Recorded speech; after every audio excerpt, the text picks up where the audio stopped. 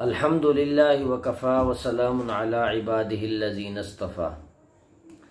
معزز سامعین و ناظرین، عشرہ ذی الحج کا پہلا عشرہ رب تعالیٰ کی شان ہے، ساری مخلوق اسی نے بنائی ہے، اپنی مخلوق میں سے بعض کو بعض پر فضیلت دی ہے۔ انبیاء سارے رب تعالیٰ نے مبعوث کیے، لیکن نبیوں میں حضور اقدس صلی اللہ علیہ وسلم کو تمام انبیاء پہ رب تعالیٰ نے فضیلت دی ہے۔ کتابیں ساری منزل من اللہ ہیں، ساری کتب سماویہ سب پر ایمان لانا ضروری ہے، لیکن رب نے جو عظمت قرآن کو دی ہے وہ کسی اور آسمانی کتاب کو نہیں ملی۔ سارے انسان، ساری قومیں، ساری امتیں رب تعالیٰ نے بنائی ہیں، لیکن خیر الامم کا جو لقب ملا ہے وہ اس امت محمدیہ صلی اللہ علیہ وسلم کے حصے میں آیا ہے۔ دن سارے رب نے بنائے ہیں، اور دنوں میں سے سید الایام ہونے کا جو لقب ہے وہ جمعۃ المبارک کو ملا ہے۔ مہینے سارے رب نے بنائے، ان عدت الشہور عند اللہ 12 شہرا یوم خلق السماوات والارض۔ جب سے رب نے زمین و آسمان بنایا ہے 12 مہینے بنائے، لیکن مہینوں میں رب نے رمضان المبارک کو تمام مہینوں پر فضیلت دے دی۔ رمضان کے سارے عشرے محترم ہیں، لیکن آخری عشرے کو رب نے جو فضیلت دی ہے وہ کسی اور، یعنی پہلے 2 عشروں کی وہ فضیلت نہیں ہے۔ اسی طرح رب تعالیٰ نے ذی الحج کے یہ 10 دنوں کو جو فضیلت دی ہے، بخاری شریف کی روایت ہے، حضرت عبداللہ بن عباس رضی اللہ تعالیٰ عنہ راوی ہیں، حضور اقدس صلی اللہ علیہ وسلم نے فرمایا، عن ابن عباس رضی اللہ تعالیٰ عنہ قال قال رسول اللہ صلی اللہ علیہ وسلم ما من ایام العمل الصالح فیہن احب الی اللہ من هذه الایام العشرہ، کہ جتنے بھی دن ہیں ان میں جو بھی نیک عمل کیا جائے رب کو اتنا محبوب نہیں ہوتا جتنا ان 10 دنوں میں کیے جانے والا عمل رب کو محبوب ہوتا ہے۔ یعنی ان 10 دنوں میں جو کام کیا جائے، ان 10 دنوں میں جو عمل کیا جائے رب کو وہ بڑا اچھا لگتا ہے۔ صحابہ اکرام نے پوچھا، یا رسول اللہ جہاد فی سبیل اللہ سے بھی زیادہ افضل ہے ان دنوں میں جو ہے نا نیک اعمال کرنا؟ حضور نے فرمایا، جہاد فی سبیل اللہ سے بھی ان دنوں میں نیک اعمال کرنا زیادہ افضل ہے۔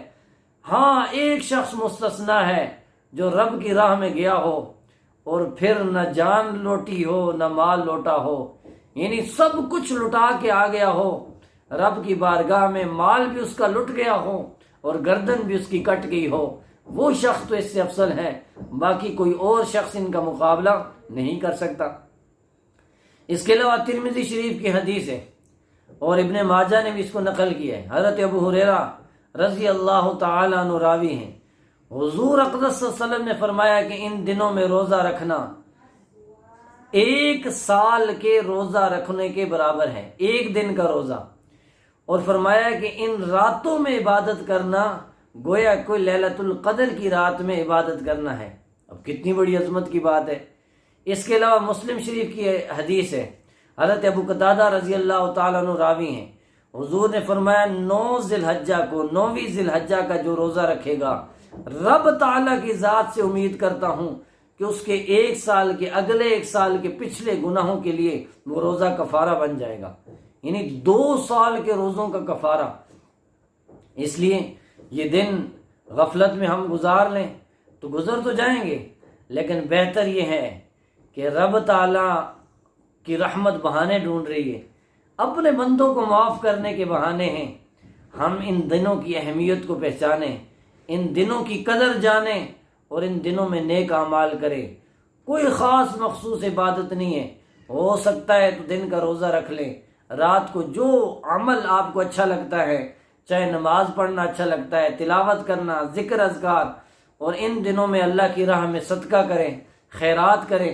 ویسے عید آنے والی ہے، غریبوں کا خیال رکھیں، یتیموں کا خیال رکھیں، بیواؤں کا خیال رکھیں۔ ان دنوں میں کیے جانے اعمال اللہ کے حضور، اللہ کے ہاں بڑے محبوب ہیں۔ اللہ تعالیٰ ان دنوں کی قدردانی کی توفیق بخشے۔ وما علینا الا البلاغ۔ الحمد للہ وکفا وسلام علی عبادہ الذین اصطفیٰ۔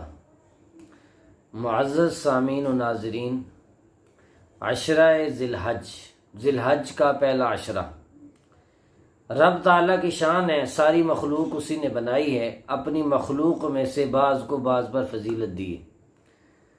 انبیاء سارے رب تعالیٰ نے مبعوث کیے، لیکن نبیوں میں حضور اقدس صلی اللہ علیہ وسلم کو تمام انبیاء پہ رب تعالیٰ نے فضیلت دی ہے۔ کتابیں ساری منزل من اللہ ہیں، ساری کتب سماویہ سب پر ایمان لانا ضروری ہے، لیکن رب نے جو عظمت قرآن کو دی ہے وہ کسی اور آسمانی کتاب کو نہیں ملی۔ سارے انسان، ساری قومیں، ساری امتیں رب تعالیٰ نے بنائی ہیں، لیکن خیر الامم کا جو لقب ملا ہے وہ اس امت محمدیہ صلی اللہ علیہ وسلم کے حصے میں آیا ہے۔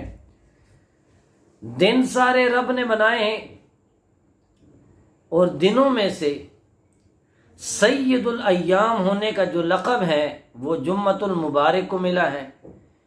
مہینے سارے رب نے بنائے۔ ان عدت الشہور عند اللہ 12 شہرا یوم خلق السماوات والارض۔ جب سے رب نے زمین و آسمان بنایا ہے 12 مہینے بنائے، لیکن مہینوں میں رب نے رمضان المبارک کو تمام مہینوں پر فضیلت دے دی۔ رمضان کے سارے عشرے محترم ہیں، لیکن آخری عشرے کو رب نے جو فضیلت دی ہے وہ کسی اور، یعنی پہلے 2 عشروں کی وہ فضیلت نہیں ہے۔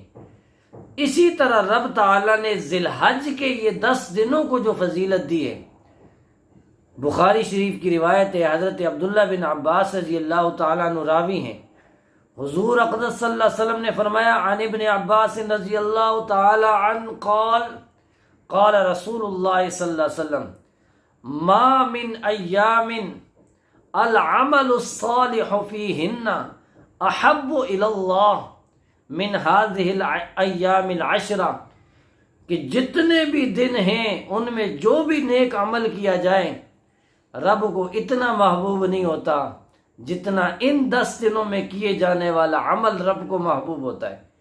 یعنی ان 10 دنوں میں جو کام کیا جائے، ان 10 دنوں میں جو عمل کیا جائے رب کو وہ بڑا اچھا لگتا ہے۔